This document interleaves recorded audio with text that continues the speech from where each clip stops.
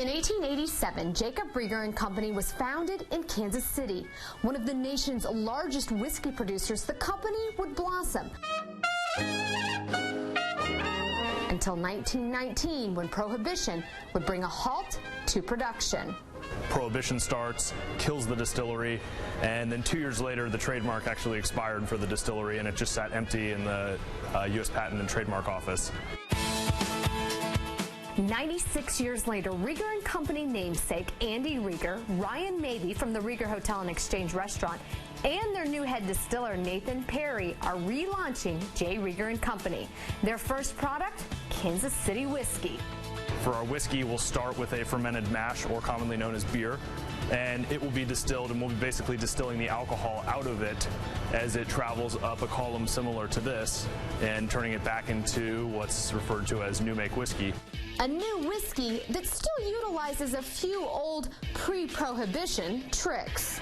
We found that using sherry to blend into whiskey was fairly common at the time. Now, nobody does that. It's completely lost. I can't think of another place in the country that does it. So we said, well, why don't we just bring that back and use sherry to blend into the whiskey. It's not bourbon, it's not rye, it's Kansas City whiskey, and our goal is to establish that as an actual category amongst American whiskeys. And much like the refurbished East Bottoms building that now houses J. Rieger and Company, whiskey is experiencing a revival of its own. It's not just whiskey and Coke. It's not. There's so much more to it.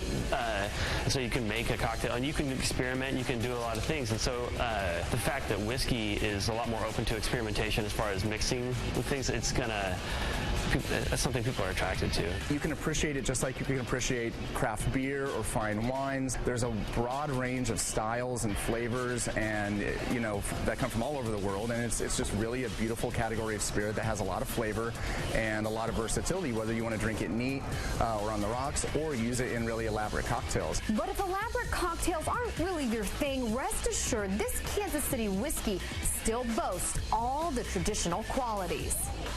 I wanted bartenders to be able to grab this when their guests ask for an old-fashioned or a Manhattan, or feel comfortable even just serving it in a simple highball like a horse feather. So it's a really versatile whiskey that can be appreciated by itself or in a cocktail.